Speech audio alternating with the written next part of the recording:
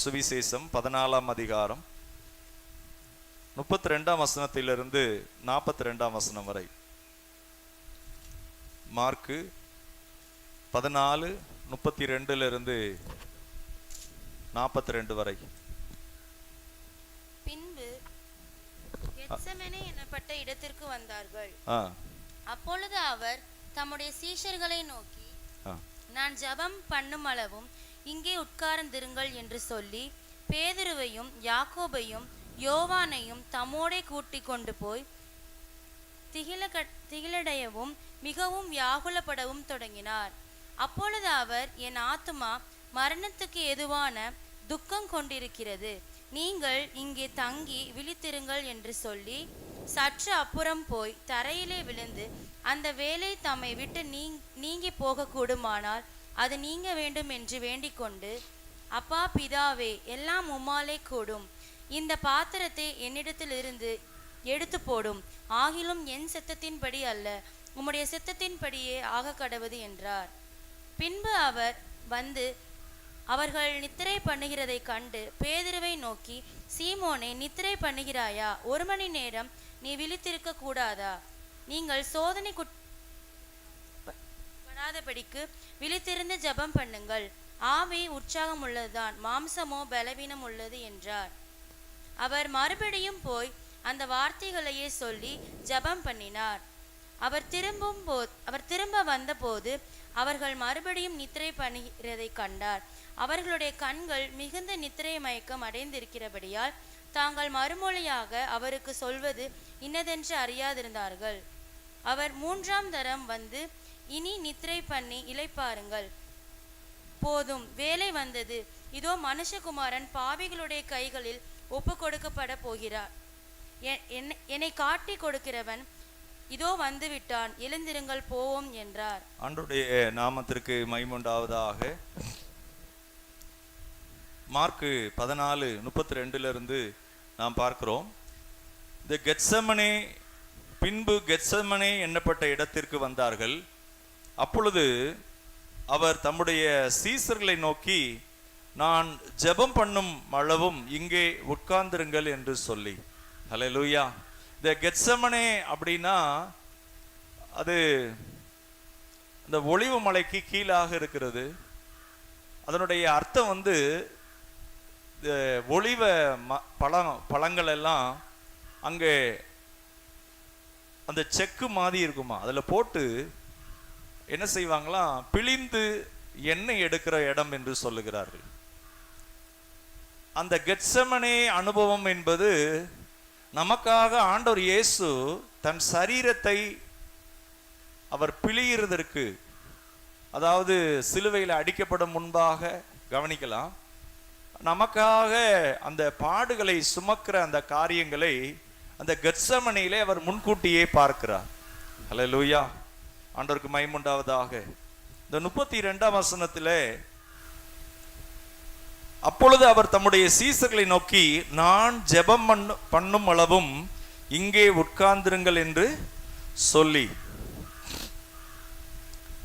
அது மாத்திரமல்ல, இங்கு நாம் பார்க்கிறோம், பேதுருவையும் யாக்கோபையும் யோவானையும் தம்மோடே கூட்டிக் கொண்டு போய் திகிலடையவும் மிகவும் வியாகுலப்படவும் தொடங்கினார். இன்னொரு பகுதியில் சுவிசேஷம் லூக்கா 22ஆம் அதிகாரம் 44ஆம் வசனத்தில் கவனிக்கலாம். லூக்கா 22:44 எல்லாரும் எடுத்துக்கொள்வோம்.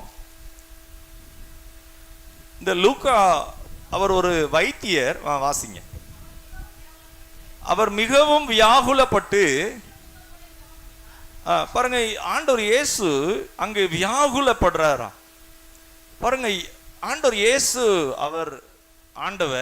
அவர் ஜெபிக்கணுமா அப்படின்னா, மனுஷனாக இந்த பூமியிலே எல்லா நிலையிலும் நாம் ஜெபிப்பதற்கு ஆண்டவர் ஒரு முன்மாதிரியை காண்பிக்கிறார். ஹல்லேலூயா.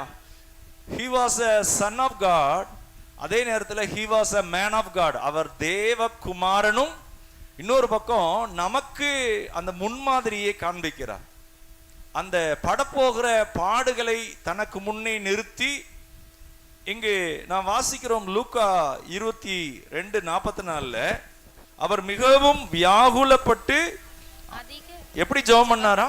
அதிக ஊக்கத்தோட ஜெபம் பண்ணினார். அதிக ஊக்கத்தோட ஜெபம் பண்ணினார். எல்லாம் சொல்லுங்களேன், அதிக ஊக்கத்தோட ஜெபம் பண்ணினார். ஹல்லேலூயா.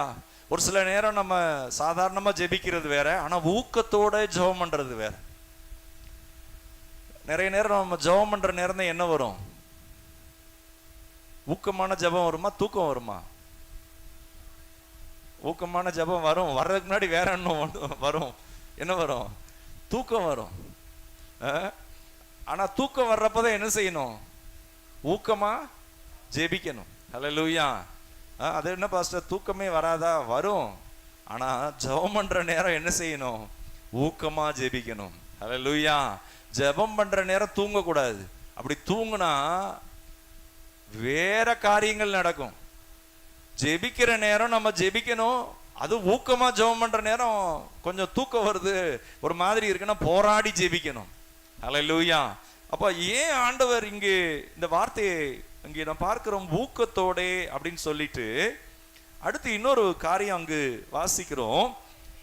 அவருடைய வேர்வை இரத்தத்தின் பெருந்துளிகளாய் தரையிலே விழுந்தது. ஹல்லேலூயா.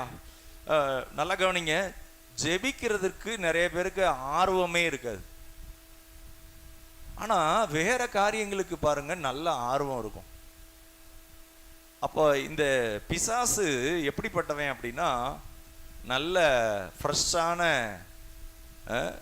உள்ள நல்ல விஷத்தை உள்ள வச்சு வெளியில இந்த ஃப்ரெஷ் கிரீம் கேக் இருக்கு பார்த்தீங்களா, அதை வச்சு வெளியில பூசின மாதிரி நம்ம என்ன செய்வோம்? வெளியில பார்க்குறப்ப ஃப்ரெஷ் கிரீம் கேக்கு நல்லா இருக்கு அப்படின்னு சொல்லி சாப்பிடுவோம் பார்த்தீங்களா?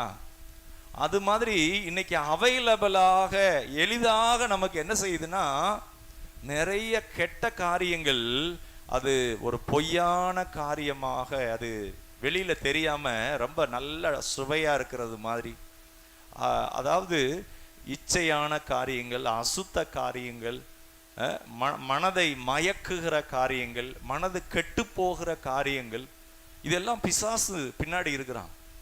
அந்த பிசாசு உள்ள வர்றதற்கு அதன் மூலமாக ஒருத்தவங்களுடைய மனதை அவன் என்ன செய்வான்? அடிமையாக்கி விடுவான், மனதை சிறைப்படுத்தி விடுவான். அன்பானவர்களே, இங்கே நாம் வாசிக்கிறோம், அவருடைய வேர்வை இரத்தத்தின் பெருந்துளிகளாய் தரையிலே விழுந்தது. பாருங்க, இந்த லூக்கா ஒரு டாக்டர். இந்த வியாதியுடைய பேர் என்னன்னா ஹீமோட்ரைட்ரைஸ் அப்படிங்கிறாங்க. இயேசு கிறிஸ்து ஜெபிக்கும் போது அந்த கெத்செமனிலே வேர்வையோடு கூட இரத்தமும் வடிய ஆரம்பிக்கிறது. பாருங்க, இது ஆண்டவர் இயேசுவுக்கு மாத்திரமல்ல, இந்த பூமியில வேறு ஒரு சிலருக்கும் இப்படி நடந்திருக்கு. அது அதனுடைய அர்த்தம் என்னன்னா, அதிகமான இரத்த அழுத்தத்தினாலே, சோ இன்னும் சொல்ல போனா இன்னும் மன அழுத்தத்தினாலே, டிப்ரெஷன். பாருங்க, இப்போ வெளிப்பிரகாரமான காயங்கள் சரீரத்துல இருக்கு, வலிக்கும், வேதனை அப்படிங்கிறது வேற. ஆனா மனசுக்குள்ளேயே ஒரு விதமான அதிகமான மன அழுத்தமும் அதிகமான துக்கமும் அந்த சுமக்க முடியாத பாரமும், அது என்ன ஆகுதுன்னா, அந்த ஹை ப்ரெஷராக ஆகி அந்த இரத்த குழாய்கள் என்ன செய்தான், அதுல இருந்து அந்த வேர்வை வரும்போது அதோடு இரத்தமும் வடிய ஆரம்பிக்கிறதாம். அப்போ ஆண்டவர் இயேசுவுக்கு இந்த நடந்த சம்பவத்தை டாக்டர், இந்த லூக்கா டாக்டர், அவர் வைத்தியர் சொல்றார். என்ன சொல்றாருன்னா, இப்படி ஒவ்வொரு அந்த இரத்த நாளங்கள் வழியாக வேர்வை வருகிறதோடு இந்த இரத்தம் வரும்போது, பிரியமானவர்களே, ஆண்டவர் இயேசு அந்த வேதனையை அவர் சிலுவையிலே சுமக்கும் முன்பாக இந்த கெத்செமனேயிலே அதை முதலாவது அந்த ப்ரீவியூனா என்னன்னா, ஆயத்தப்படுத்துறது, அதை பார்க்கிறார். சிலுவையிலே அவர் படப்போகிற பாடுகள், அவர் சரீரம் அங்கு பிக்கப்பட போகிறது, அவருடைய சரீரம் நொறுக்கப்பட போகிறது, அநேக நிந்தைகளையும் பாடுகளையும் அவர் சுமக்க போகிறார். ஆனா அதற்கு முன்பாக அவர் என்ன செய்யறார்னா, அதற்கான அந்த முன்னோட்டத்தை அவர் பார்க்கிறார். அந்த காரியங்களை அவர் பார்த்து என்ன செய்கிறார்னா, அதை பிதாவானவர் அவருக்கு காண்பிக்கிறார். பாருங்க, அப்போ வேதத்திலே வாசிக்கிறோம், ஏசாயா 53 அதிகாரத்துல மெய்யாகவே அவர் நம்முடைய பாடுகளை ஏற்றுக்கொண்டு நம்முடைய துக்கங்களை சுமந்தார். இந்த ப்ரேயர் நேரம் ஃபோனை சைலண்டில் வச்சுருங்க. ஏன்னா நமக்கு ஆண்டவர் கொடுத்த கொஞ்ச நேரம் அதை நம் கவனிக்கிறது நல்லது. பாருங்க, அப்போ மெய்யாகவே அவர் நம்முடைய பாடுகளை ஏற்றுக்கொண்டு துக்கங்களை சுமந்தார். நம்முடைய மீறுதல் நிமித்தம் அவர் காயப்பட்டார், நம்முடைய அக்கிரமங்கள் நிமித்தம் அவர் என்ன செய்யப்பட்டார்? நொறுக்கப்பட்டார். ஆனால் அந்த ஏசாயா 53 சொல்லப்பட்டிருக்கு, அவருடைய தழும்புகளால் நீங்கள் குணமானீர்கள், அவருடைய தழும்புகளால் நீங்கள் குணமானீர்கள். அப்போ அந்த தழும்புங்கிறது எங்கன்னா, அவர் சிலுவையிலே ஏறும் முன்பாக சவுக்குனால அடிக்கிறாங்க. அவருடைய சரீரம் அடிக்கப்படும் போது அந்த முதுகுல அந்த சரீரம் எல்லாம் என்ன செய்யப்படுதுன்னா, அடிச்ச இடத்துல அடிப்பாங்களாம். கசாப்பு கடையில், இந்த கசாப்பு கடையில் போய் அங்கே போய் நிற்கிறோம், ஏதாவது வாங்க போகிறோம் அப்படின்னா, அந்த அந்த அந்த சதை இருக்குது பார்த்தீங்களா, அது நம்ம மேலே கூட அப்படி தெரிக்கும். அப்போ இயேசுனுடைய அந்த சரீரம் அடிக்கப்படும் போது அந்த சரீரம் எல்லாம் பிக்கப்படுகிறது, சின்ன சின்ன சதையாக. அப்போ வேதம் சொல்லுகிறது, அவருடைய தழும்புகளாலே நீங்கள் குணமானீர்கள். ஹல்லேலூயா. அவருடைய தழும்புகளாலே நீங்கள் குணமானீர்கள். அப்போ ஜெபிக்கும் போது கூட இன்றைக்கு ஆண்டவர் இயேசுவை முன்னிட்டு நம்ம ஜெபிக்கும் போது அந்த வியாதியை ஆண்டவர் குணமாக்குகிறார். ஹல்லேலூயா. நம்ம இன்னொரு வேத பகுதியை பார்க்கலாம். எபிரேயர் 4ஆம் அதிகாரம். எபிரேயர் 4ஆம் அதிகாரம்.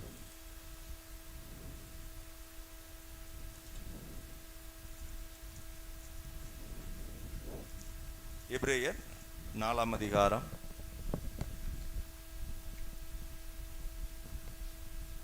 ஸ்தோத்திரம். பாருங்க, எபிரேயர் 4ஆம் அதிகாரத்தில் 15ஆம் வசனம், நம்முடைய பலவீனங்களை குறித்து பரிதபிக்க கூடாத பிரதான ஆசாரியர் நமக்கு இராமல் எல்லா விதத்திலும் நம்மை போல சோதிக்கப்பட்டும் பாவம் இல்லாதவராய் இருக்கிற பிரதான ஆசாரியரே நமக்கு இருக்கிறார். ஆதலால் நாம் இரக்கத்தை பெறவும் ஏற்ற சமயத்தில் சகாயம் செய்யும் கிருபை அடையவும் தைரியமாய் கிருபாசன தண்டையிலே சேர கடவோம். இங்கு 15ஆம் வசனத்துல பார்க்கிறோம், நம்முடைய பலவீனங்களை குறித்து பரிதபிக்க கூடாத பிரதான ஆசாரியர். நம்ம சொல்லலாம், எனக்கு இருக்கிற கஷ்டம் யாருக்குமே இல்லை, நான் படுற அந்த வேதனை, நான் படுற அவமானம், என் உள்ளத்துல வர்ற தாங்க முடியாத வேதனை யாருமே படக்கூடாது அப்படின்னு சொல்லலாம். ஆனா பிரியமானவர்களே, உண்மையாகவே இயேசு அந்த வேதனையை சுமந்திருக்கிறார். ஹல்லேலூயா. சோ எமோஷன்ஸ், நம்முடைய உணர்வுகளை அவர் அறிந்தவர். மெய்யாகவே அவர் நம்முடைய பாடுகளை ஏற்றுக்கொண்டு நம்முடைய துக்கங்களை என்ன செய்தாரா? சுமந்தார். அப்போ அந்த கெத்செமனேயிலே ஆண்டவர் இயேசு அவர் எதை சுமக்கிறவராக என்றா, பாருங்க, அவர் நம்ம ஒவ்வொரு மனுஷனுடைய பாவம் இருக்கு பாருங்க. இப்போ ஒரு மனுஷனுடைய பாவத்தை, வேறு ஒரு மனுஷனுடைய பாவத்தை நம்மளை சுமக்க சொன்னா நம்ம சுமக்க மாட்டோம். இப்போ வரிசையை நிப்பாட்டி வச்சு, இப்போ நம்ம சர்ச்சில் ப்ரேயரில் இருக்கிறவங்க ஒவ்வொருவருடைய பாவத்தையும் வாங்கி ஒருத்தவங்க கையில் கொடுத்தா எப்படி இருக்கும்? அப்போ ஆண்டவர் இயேசுவை குறித்து சொல்லப்பட்டிருக்கிறது, இதோ உலகத்தின் பாவத்தை சுமந்து தீர்க்கிற தேவ ஆட்டுக்குட்டி. அப்போ ஒவ்வொருவருடைய பாவத்தையும் இயேசு கிறிஸ்து மேல வைக்கப்படுகிறது. பாவமும் அதற்கான தண்டனையும் அவர் மேல வைக்கப்படுகிறது. அவர் நம்முடைய மீறுதல் நிமித்தம், நம்முடைய அக்கிரமங்கள் நிமித்தம், மீறுதல் என்பது வேற, அக்கிரமம் என்பது வேற, இதற்கான பனிஷ்மெண்ட் என்பது வேற. ஸோ தேவன் அவர் நீதிபரர். மனுஷனுடைய பாவத்தை அவர் தண்டித்தே ஆகணும். பாவத்திற்கான அந்த தண்டனையை மனுஷன் கட்டாயம் பெற்றே ஆக வேண்டும். அதுல எஸ்கியூஸே கிடையாது. ஏன்னா தேவன் அவர் நியாயாதிபதி. ஒரு மனுஷனை அவன் செய்த பாவத்திற்கு தண்டிக்க வேண்டும். ஆனா என்னன்னா, இந்த சம்பவத்தை புரிய வைக்கும்படி சொல்றதுன்னா, இப்ப +2ல டாப் மார்க்ஸ் எடுத்திருக்கிறாங்க, டாப்பர்ஸ் அப்படின்னு சொல்லலாம்னு வச்சுக்கோங்களேன். இந்த டாப்பர்ஸ் கொஞ்சம் பேர் இருக்காங்க. அவங்க மார்க் எடுத்து ரொம்ப கம்மியான மார்க் எடுத்திருக்கிறவங்க இருக்கிறாங்க பாருங்க. அவங்ககிட்ட இந்த மார்க்கை எக்ஸ்சேஞ்ச் பண்ண விடுறாங்கன்னு வச்சுக்கோங்க. அதிக மார்க் எடுத்தவங்களுடைய மார்க்கு எல்லாமே 100 out of 100 அப்படின்னு வச்சுக்கோங்க. அந்த மார்க் எடுத்து 100க்கு 5 மார்க்ஸ், 100க்கு 30 மார்க்ஸ். இந்த மார்க் எடுத்து இவங்களுக்கு கொடுத்தா யாராவது ஏத்துக்கிடுவாங்களா? யாருமே ஏத்துக்கிட மாட்டாங்க. அது என்னங்க கொடுமை. நான் கஷ்டப்பட்டு படித்தேன், ஒரு ஃபங்க்ஷன் கூட நான் போகலை,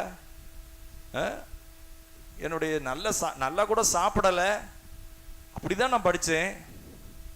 படிக்காதவனை குறித்து கேட்டால் சொல்லுவாங்க, அவன் ஊர் சுற்றிக்கிட்டு இருந்தான், அவன் ஃபோன்லேயே உட்காந்துருந்தான், அவன் இஷ்டம் போல இருந்தான், அவன் ஒரு சுயநலமாக இருந்தான், எதுவுமே கஷ்டப்படலை அப்படின்னு சொல்லுவாங்க. ஆனால் அந்த எக்ஸ்சேஞ்சிங் அப்படின்னா அது எவ்வளவு, ஒரு படிக்காதவனுக்கு 100க்கு 100 மார்க்கு அப்படி டிரான்ஸ்ஃபர் பண்ணி கொடுத்தா எப்படி இருக்கும்? அது மாதிரி யாருமே ஏற்றுக்கொள்ள மாட்டாங்க. அது எப்படிங்க என் மார்க்கை அவங்க எடுத்துக்கிறது அப்படிம்பாங்க.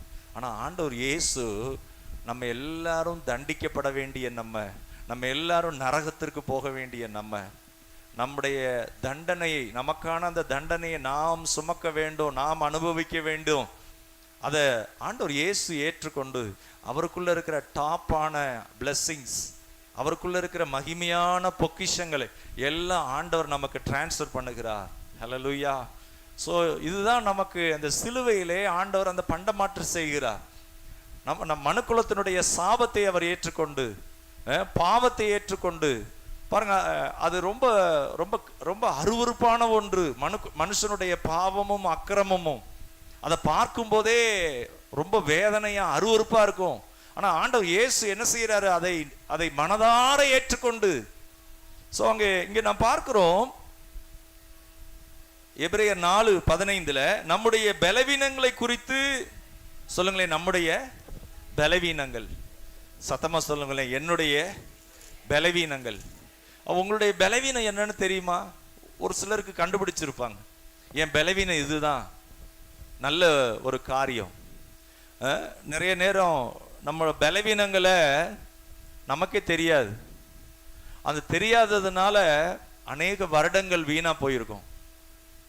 ஆனா இங்கு சொல்லப்பட்டிருக்கு, நம்முடைய பலவீனம் என்னன்னு அவருக்கு தெரியுமா? ஹல்லேலூயா.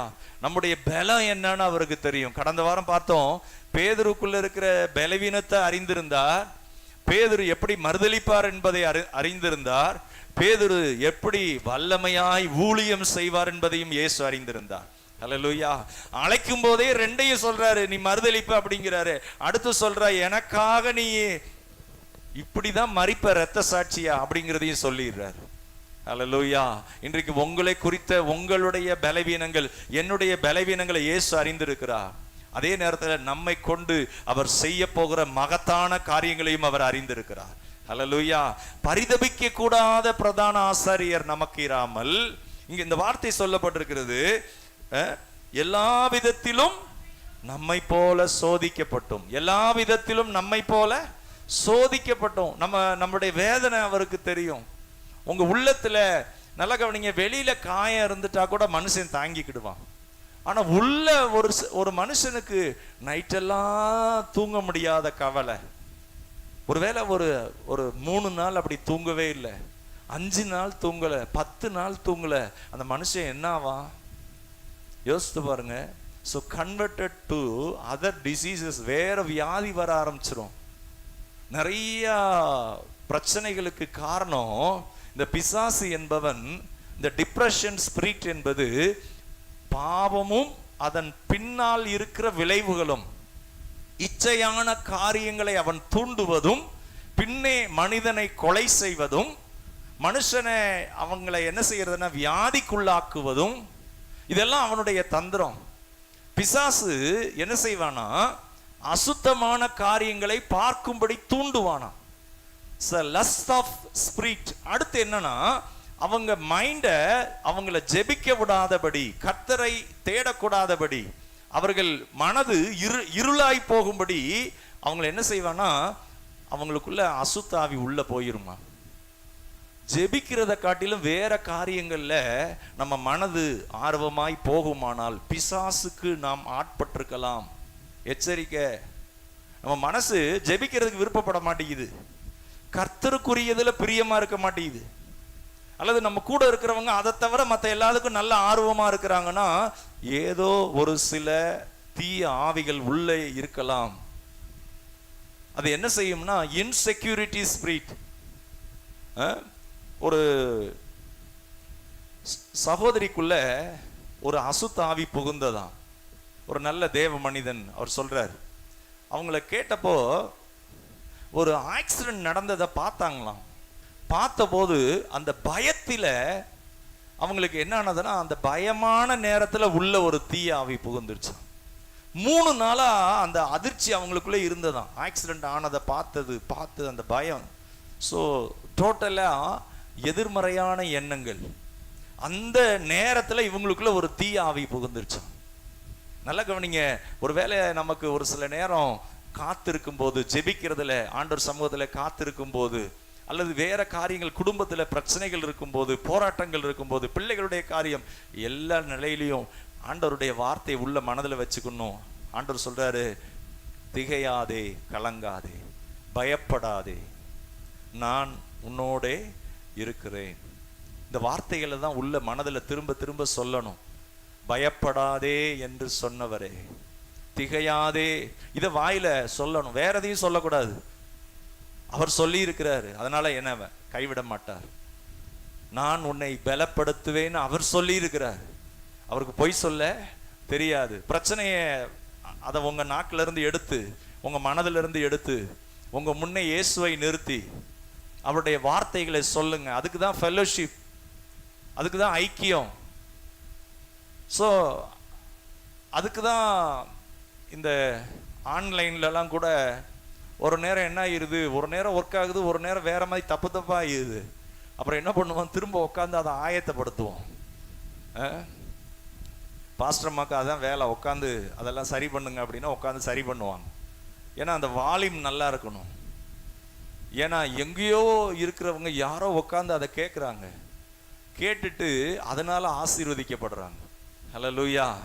அப்போ இயேசு கிறிஸ்து அவருக்குள்ள இருக்கிற அந்த பரிபூர்ண ஆசீர்வாதம் நமக்கு எப்ப கிடைக்கும் அப்படின்னா, இங்க சொல்லப்பட்டிருக்கு, பலவீனங்களை குறித்து பரிதபிக்க கூடாத, பலவீனங்களை குறித்து பரிதபிக்க கூடாத பிரதான ஆசாரியர் நமக்கு இராமல் எல்லா விதத்திலும், எல்லாரும் சொல்லுங்களேன் சத்தமா, எல்லா விதத்திலும். ஹல்லேலூயா. ஒரு சிலர் சொல்லுவாங்க 5 வருஷத்துக்கு அப்புறம் நடக்கிறது இப்பயே சொல்லுவாங்க, 5 வருஷம் கழிச்சு எப்படி இருக்க போறோமோ, இப்பயே ஒரு பிரச்சனை, அது என்னென்னமோ பேசி முடிச்சிருவாங்க. அடுத்த வருஷம் எப்படி இருப்போம்னா அதை பத்தி என்னென்ன எதிர்மறையா பேச முடியுமோ பேசிக்கிட்டே இருப்பாங்க. அது எப்படின்னா இரவும் பகலும் அதை தியானமா வச்சிருப்பாங்க. ஆனா இரவும் பகலும் கர்த்தருடைய வார்த்தையை நாம் தியானமாக வைக்கும் போது கர்த்தர் நமக்கு சொல்லு, நமக்கு ஆண்டவர் நம்ம என்ன செய்வார்னா பலப்படுத்துவார். இங்க சொல்லப்பட்டிருக்கு, பாவம் இல்லாதவராய் இருக்கிற பிரதான ஆசாரியரே நமக்கு இருக்கிறார். பாவம் இல்லாதவராய் இருக்கிற பிரதான ஆசாரியரே நமக்கு இருக்கிறார். அதனால என்ன செய்யணுமா, ஆதலால் நாம் இரக்கத்தை பெறவும் ஏற்ற சமயத்தில் சகாயம் செய்யும் கிருபையை அடையவும் தைரியமாய் கிருபாசன தண்டையிலே சேரக்கடவும். சொல்லுங்களேன், தைரியமாய். அல்லேலூயா. அவர்கிட்ட நிறைய இரக்கம் இருக்கு. எபேசியர்ல சொல்லப்பட்டிருக்கு, தேவனோ இரக்கத்தில் ஐஸ்வர்யம் உள்ளவர். நீங்க அவர்கிட்ட போகலாம். அவர் சமூகத்துல நீங்க ஜெபிக்கும் போது அந்த இரக்கத்துக்காக நீங்க போய் கேட்கலாம். ஏன்னா அவர் உங்க பலவீனங்களை அறிந்திருக்கிறார். உங்க பலவீனங்களை குறித்து அவர் பரிதபிக்கிறவர். உங்க பலவீனங்கள்ல உங்களுக்கு உதவி செய்கிறவர். உங்க பலவீனங்கள்ல உங்களை விடுதலையாக்குகிறவர். அந்த காரியங்கள் தான் அந்த கெத்சமனையிலே அவர் எல்லாம் அதை பார்க்கிறார். அங்கு இன்னொரு வார்த்தை சொல்லப்பட்டிருக்கிறது பாருங்க. இந்த 2ஆம் நூற்றாண்டுல வேறு ஒரு சிலர்லாம் என்ன சொல்றாங்க, உங்க ஆண்டவர் ஏன் இவ்வளவு கொடூரமா மரிக்கிறாரு, அவர் ஆண்டவர்னா இப்படிலாம் அவர் பாடுபடணுமா, இப்படிலாம் அவர் கஷ்டப்படணுமா? இன்னும் ஒரு சிலர் சொல்றாங்களா, சாக்ரட்டிஸ்லாம் பாருங்க, அவருக்கு முன்னாடி மரணம் இருந்தது, அந்த விஷத்தை வாங்கி தைரியமா குடிச்சிட்டு அப்படியே இறந்துட்டாரு. பாருங்க, இன்னும் இரத்த சாட்சியா மரிச்சவங்க அவங்கெல்லாம் கூட எப்படி மரிச்சிருக்கிறாங்கன்னா, அதுல ஒருத்தர் பேர் வந்து பாலிகார்ப். அவர் ஒரு பிஷப், பெரிய பிஷப். ஒரு பெரிய பொது மேடையில் அவரை நிறுத்தி, அவருக்கு வயசு 86. அவர்கிட்ட கேட்குறாங்களாம், நீங்க இயேசுவை மறுதலிச்சுட்டா உன்னை விட்டுறோம், நீ மறுதலிக்கலைன்னா அவங்க அங்க சொல்றாங்களாம், என்ன சொல்றாங்கன்னா, நீ மறுதலிக்கலைன்னா உன்னை அந்த அக்கினியில தூக்கி போட்டுருவோம் அப்படிங்கிறாங்களாம். இன்னும் சொல்றாங்களாம், நீ மறுதலிக்கலைன்னா அங்க மிருகம் இருக்கு பாரு, அந்த மிருகத்துக்கு தூக்கி போட்டவொடனே நீ செத்து போயிரு, நீ கொஞ்ச நேரத்துல செத்து போயிருவ, நீ இயேசுவை மறுதலிச்சா போதும் அப்படின்னு. பாருங்க, இன்னும் அவங்கள ரொம்ப கொடூரமான அடி உபத்திரம். அப்ப அந்த பாலிகார்ப்புங்கிறவர் சொன்னாராம், அந்த அக்கினியில என்னை தூக்கி போட்டா நீங்க நினைக்கிறீங்க அந்த அக்கினியை தான் நீங்க நினைக்கிறீங்க, ஆனா நான் என் உள்ளத்துல எதை நான் பார்க்கிறேன்னா, இதை காட்டிலும் கொடூரமான நித்திய நரக அக்கினி இருக்கு பாத்தீங்களா, அதை நான் பார்க்கிறேன். இந்த அக்கினி ஒருவேளை 1 மணி நேரம் தான் எரியும், பரவாயில்ல, அதுல நான் செத்தா பரவாயில்ல. பாருங்க, அப்படி அந்த மரணத்தை அப்படிதான் அவர் ஏற்றுக்கொண்டாராம். பாருங்க, இப்ப நம்ம கை இருக்கு, விரல், இந்த கெத்செமனே என்பது ஒரு அக்கினியில வேகிறதற்கு அது உதாரணமாக இருக்கிறது. நம்ம கைய தீயில பட்டா வெந்துரும், ரொம்ப சுற்றும் அப்படின்னு சொல்றாங்க. ஆனா உண்மையாவே தீக்குள்ள விரலை வச்சு அந்த விரலை எடுக்கவே முடியலைன்னு வச்சுக்கோங்க, அதுல வெந்து கருகுன பிறகு எப்படி இருக்கும் விரல், அது மாதிரி ஒரு கொடூரமான வேதனை. பாருங்க, நேற்று அந்த டவுன்ல நெட்டுத்தெருல அங்கே ப்ரேயர் ஹவுஸ்க்கு போயிட்டு இருந்தேன். பக்கத்தில் ஒரு ஒரு நல்ல வெயில் அடிச்சிட்டு இருந்ததுல ஒரு நாய்க்குட்டி, ரொம்ப சின்ன குட்டியா இருக்கு, அதோடைய அம்மாவை காணும். அந்த அந்த அந்த தரை, சிமெண்ட் தரை, அதில் அப்படியே துடிக்குது, கத்திக்கிட்டே இருக்கு. அதை யாராவது தூக்கி அதுக்கு உதவி செய்யறதுக்கு யாரும் இல்லை. அதில் இன்னும் கொஞ்சம் நேரத்தில் செத்து போகுது, நான் வறட்சியா இருக்கு, அதுக்கு உதவி செய்ய அவங்க அம்மா இல்லை. கெத்செமனேல இயேசு அவர் ஜெபிக்கும் போது அவருக்கு அங்கே ஒரு பெரிய போராட்டம் நடக்கிறது. என்ன போராட்டம் அப்படின்னா, ஒன்று மாம்சத்துல, அந்த சரீரத்துல என்ன வருது அப்படின்னா, இவர் மாம்சத்துல தான் இருக்கிறார். இந்த மாம்ச சரீரம் என்பது நம்மோடு போராடும். அவர் பரிசுத்தர், அவர் நித்தியானந்தம் உள்ள ஏக சக்கராதிபதி. 1 தீமோத்தேயுல வருது, அவர் நித்தியானந்தம் உள்ள ஏக சக்கராதிபதி, நித்தியானந்தர், உலக ஆதியிலிருந்து இருக்கிறவர், அவர் சர்வ வல்லவர். ஆனா அதே நேரத்தில் அவருக்கு ஒரு பெரிய போராட்டம் என்னன்னா, அந்த மாம்சத்துல இருக்கிறார், மாம்ச சரீரம். இந்த மாம்சம் என்ன செய்யுது, உள்ள போராடுது. பாருங்க, ஒரு மான் இருக்கு, மானுக்கு விரோதமா ஒரு சிறுத்தையோ அல்லது ஒரு புலியோ விரட்டிட்டு வருதுன்னா, அந்த மான் என்ன செய்யும்னா வேகமா தப்பிச்சு ஓடும். எதற்காக ஓடுது அப்படின்னா, தன் உயிரை காப்பாற்றிக் கொள்ள. எதற்காக? தன் உயிரை காப்பாற்றிக் கொள்றதுக்காக. மனுஷன் எல்லாருக்குமே ஆண்டவர் என்ன செஞ்சிருக்கிறார், உள்ள உயிரை கொடுத்திருக்கிறாரு. உயிரை கொடுத்து இன்னொன்னையும் கொடுத்திருக்கிறாரு, உன் உயிரை நீ காப்பாத்திக்கணும். யாருக்காவது உயிர் போகட்டும்னு என்ன வருமா? வராது. ஆனா நம்ம என்ன செய்வோம், நமக்கு உயிர் போகிற மாதிரி ஏதாவது ஒரு பிரச்சனைன்னா அதுல இருந்து காப்பாற்றிக் கொள்ள பிரயாசப்படுவோம், எப்படியாவது காப்பாற்றிக் கொள்ள பிரயாசப்படுவோம். சரியாயிரணும், இந்த வியாதி இதுக்கு இந்த மருந்து எடுத்தா சரியாயிரும், எப்படியாவது சரி பண்ண பார்ப்போம். ஏன் அப்படின்னா, ஆண்டவரே அப்படிப்பட்ட சுபாவத்தை நம்ம கொடுத்திருக்கிறாரு. உன் உயிருக்கு ஏதாவது ஒரு ஆபத்துன்னு வந்தா நீ என்ன செய்ய, அதுல இருந்து உன்னை பாதுகாத்துக்கொள்ள நீ முயற்சி எடு, அதுக்கான பிரயாசம் எடு. இப்போ நிறைய இடங்கள்ல கேள்விப்படுறோம், சுகர் நிறைய ஹார்ட் அட்டாக் டிசீஸ் அல்லது கண் குறைபாடு அல்லது கிட்னி ப்ராப்ளம். அப்போ டாக்டர் என்ன சொல்லுவாங்க, வாக்கிங் போங்க, நல்ல எக்ஸசைஸ் பண்ணுங்க, எண்ணெய் பலகாரங்கள் அதெல்லாம் ரொம்ப சாப்பிடாதீங்க, கொழுப்பானது சாப்பிடாதீங்க அப்படின்னு சொல்லுவாங்க, காய்கறி நிறைய சாப்பிடுங்க அப்படின்னு. ஒருவேளை இதுலயும் சொன்னபடி கேட்கலன்னா, ஹார்ட் அட்டாக் இறந்து போன இடத்துல போய் ஒருத்தவங்க நிக்கிறப்ப நமக்கு தெரியும். அல்லது ஒருத்தவங்க ஸ்மோக் பண்ணாதீங்கன்னு சொல்றாங்க, ஸ்மோக் பண்ணி கேன்சர் வந்துருச்சுன்னு வச்சுக்கோங்க, அல்லது புகையிலை எடுத்து ஒருத்தவங்களுக்கு கேன்சர் இறந்து போகிற ஸ்டேஜில் இருக்கிறாங்க, அவங்க கிட்ட போனா நமக்கு தெரியும் இதனுடைய விளைவு எவ்வளவு கொடூரமா இருக்கு அப்படின்னு. அதனுடைய காசஸ், விளைவுகள். இயேசு கிறிஸ்து சிலுவையில பாருங்க, அவர் ஆண்டவர், அவர் குற்றம் இல்லாதவர், அவர் பரிசுத்தர். அதே நேரத்தில் அந்த எண்ணங்கள்ல என்ன வந்திருக்கும் அப்படின்னா, இவ்வளவு பரிசுத்தமா இருக்கிறவரு அருவருப்பான மனுஷ பாவத்தையா போய் சுமக்கணும்? ஏன்னா மாம்ச சரீரத்துல தான் இருக்கிறார், ஒரு மனுஷ சரீரம் போல இருக்கிறார். ஒருவேளை சொல்லலாம், அவர் பாடுபட்டது என்னங்க, மரித்து 3ஆம் நாள் உயிரோடு எழுந்துட்டார், இதெல்லாம் ஒரு கஷ்டமா அப்படின்னு சொல்லலாம். இல்ல இல்ல, அவர் உலக தோற்றத்துக்கு முன்னே நமக்காக ஆயத்தமாக்கப்பட்டவர், குற்றம் இல்லாதவர், மாசு இல்லாதவர். பிதாவானவர் அவரை பரிசுத்தப்படுத்தி ஆயத்தப்படுத்தி வைத்திருக்கிறார். ஹல்லேலூயா. அப்போ அவர் சிந்துற ரத்தம், கடந்த நாட்கள்ல கூட தியானித்தோம், அந்த ரத்தம் நம்மை பாதுகாக்கிறது, நமக்காக பரிந்து பேசுகிற ரத்தம். ஆபேலுடைய ரத்தம் பழிவாங்கும்படி கூப்பிட்டுக்கிட்டே இருந்தது. இந்த இயேசுவனுடைய ரத்தம் இன்றைக்கு இந்த குடும்பம் நல்லா இருக்கணும், இந்த வீடு நல்லா இருக்கணும், இந்த பிள்ளைகளுடைய கண்ணீர் துடைக்கப்படணும், இந்த வீட்டில் இருக்கிற கடன் பிரச்சனை நீங்கணும், இந்த வீட்டில் இருக்கிற சாபம் நீங்கணும், இந்த வீட்டில் இருக்கிற அடிக்கடி நடக்கிற சண்டை நீங்கணும். அவருடைய ரத்தம் வேண்டிக் கொண்டே இருக்கிறது. ஏன் அப்படின்னா அந்த ரத்தம் குற்றமில்லாத ரத்தம். ஹல்லேலூயா. மாசு இல்லாத ரத்தம். சொல்லுங்களேன், குற்றமில்லாத ரத்தம், மாசு இல்லாத ரத்தம், விலையேற பெற்ற ரத்தம். சொல்லுங்களேன், விலையேற பெற்ற ரத்தம். ஹல்லேலூயா. நான் பாவியா இருக்கையில், சொல்லுங்களேன், நான் பாவியா இருக்கையில் என் மீது அன்பு கூர்ந்து முந்தி ரத்தத்தை சிந்தினார். ஹல்லேலூயா. நம்ம யாரா இருக்கிறோமா? நம்ம பாவியா இருக்கும்போது நம்ம மேல வைத்த அன்பினாலே முந்தி அவர் ரத்தத்தை சிந்திட்டார். அதுதாங்க அன்பு. மனுஷன் எல்லோரும் பாவம் செய்து ஏகமாய் கெட்டு போனார்கள், நன்மை செய்கிறவன் ஒருவனும் இல்லை.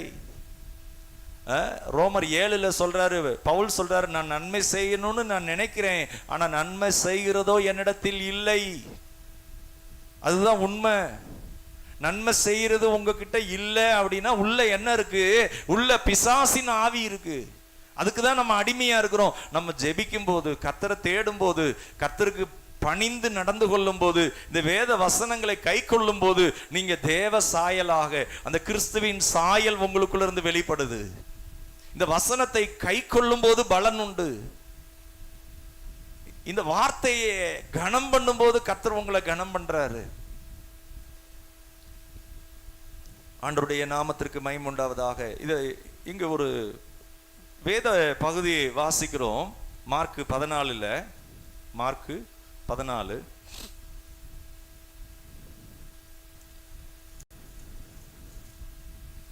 எல்லாரும் அதை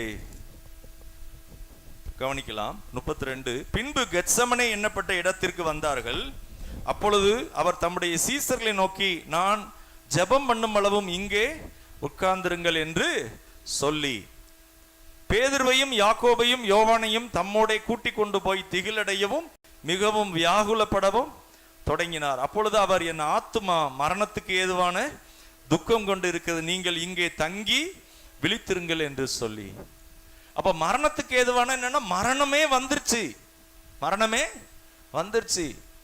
நான் பரிசுத்த ஆவியானவர் அசரீரியா ஒரு சிலர் சொல்லுவார். ஒரு வீட்டுக்கு காலையில போக சொன்னார். நான் சொன்னேன், இந்த காலையில 8 மணிக்கு போற நேரமா ஆண்டவரே, இப்ப போகணுமா? ஆமா, நீ போகணும். அப்ப அந்த பரிசுத்த ஆவியானவர் சொல்றதுக்கு கேட்டு அந்த வீட்டுக்கு போயிட்டேன். போனோன்னா அவங்க 2 மகன்கள். அந்த அம்மா கொஞ்சம் வயசானவங்க, நல்லா ஆண்டவர் இயேசு கிறிஸ்துக்குள்ள நேசிப்பாங்க. போன உடனே திடீர்னு அவங்க நாட்டு மருந்து எடுப்பாங்க. அவங்களுக்கு என் கண்ணு முன்னாடி அப்படியே அவங்க உயிர் போகுது. ஆச்சரியம். அவங்க மகன்கள் 2 பேர்ட்டையும் சொன்ன உடனே இந்த சிபிஆர் பண்ணுவாங்க பாருங்க, நெஞ்சில வேகமா சிபிஆர் பண்ணி அந்த அம்மா உயிரோட காப்பாத்திட்டாங்க. அல்லேலூயா. நான் வந்த உடனே 2 மயங்களும் அங்க வந்திருந்தாங்க. என்னை எதுக்கு அங்க போக சொன்னாருன்னா, நைட்டே ஜெபிக்க சொன்னார் பரிசுத்த ஆவியானவர். காலையில போக சொன்னாரு. ஆண்டவரே, நான் காலையில 8 மணிக்கு ஸ்கூலுக்கு போற நேரம், என் பிள்ளைங்க கிளம்பிட்டு இருப்பாங்க, அவங்கள போய் தொந்தரவு பண்றோம். இல்ல நீ போகணும். கொஞ்ச நேரத்துல அவங்க வேகமா ஹாஸ்பிட்டல் கொண்டு போய் அவங்க உயிரோட நல்லா ஆயிட்டாங்க. அதுக்கு பிறகு 4 வருஷம் நல்லா இருந்தாங்க. அல்லேலூயா.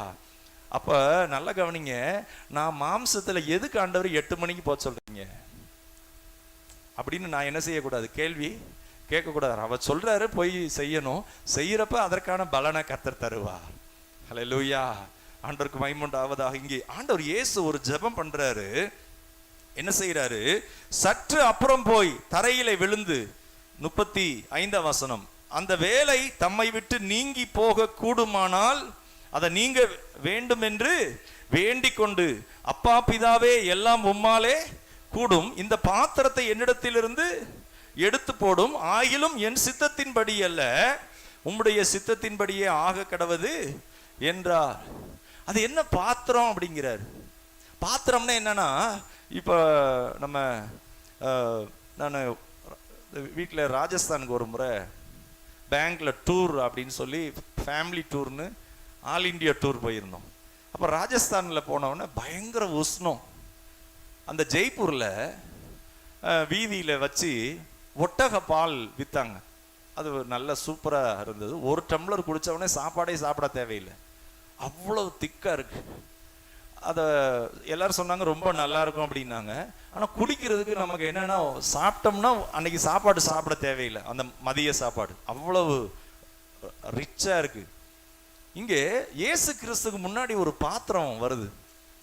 இந்த பாத்திரத்தை குறித்து ஆண்டவர் சொல்றாரு, இந்த பாத்திரம் என்னை விட்டு நீங்க கூடுமானால் நீங்க செய்யும், ஆயிலும் என் சித்தத்தின்படி அல்ல உம்முடைய சித்தத்தின்படி ஆக கட. அந்த பாத்திரம் கிட்ட கொண்டு வர்றது மாதிரி அவர் பார்க்கிறார். அந்த பாத்திரத்தை குறித்து பழைய ஏற்பாட்டில் சொல்லப்பட்டிருக்கிறது. ஏசாயா 51 அதிகாரம்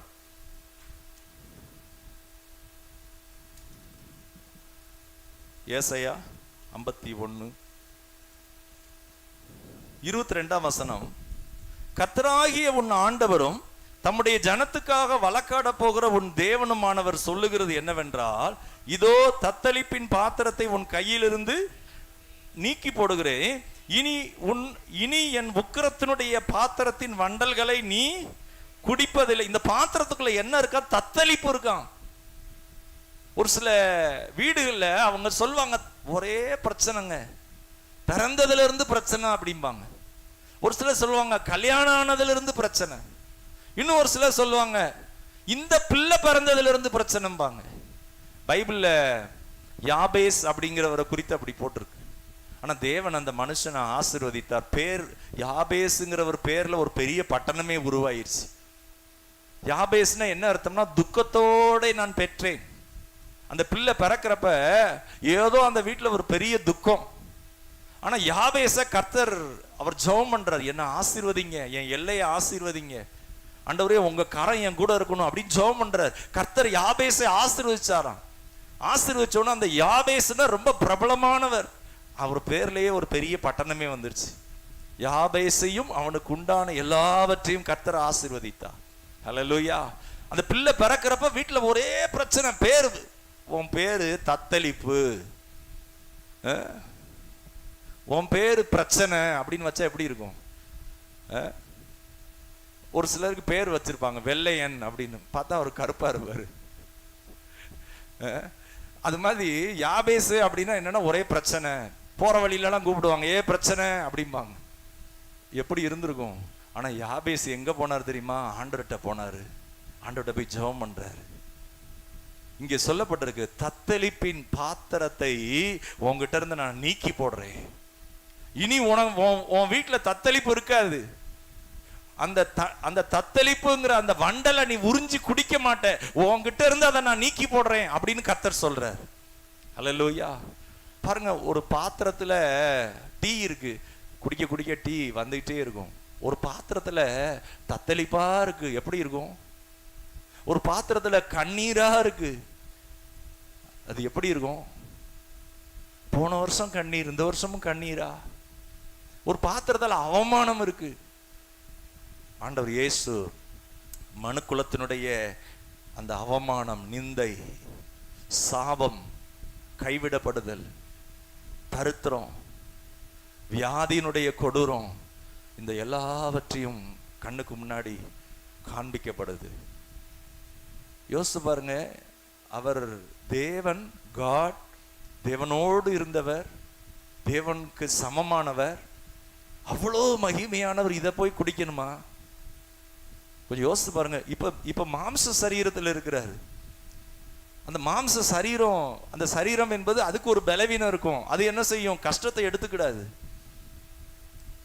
கம்ஃபர்ட் ஜோன் தான் விரும்பும். ஜெபம் பண்ணு, விருப்பம் இருக்காது.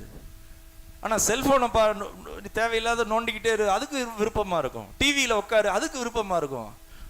அது மனதை அப்படி அப்படி ஒரு இனிப்பா கொண்டு போய் மனுஷனை அப்படி கலக்கத்துக்குள்ளேயும் கண்ணீருக்குள்ளேயும் பிசாசு கொண்டு போவான், கொல்ல வகை பார்ப்பான்.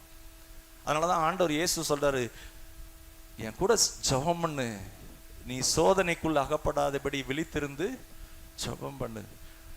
இயேசு அவர் சொல்றார், நான் போராடுறேன், நீயும் போராடு, நீயும் ஜெபம் பண்ணி போராடு, நீயும் விழித்திருந்து ஜெபம் பண்ணு.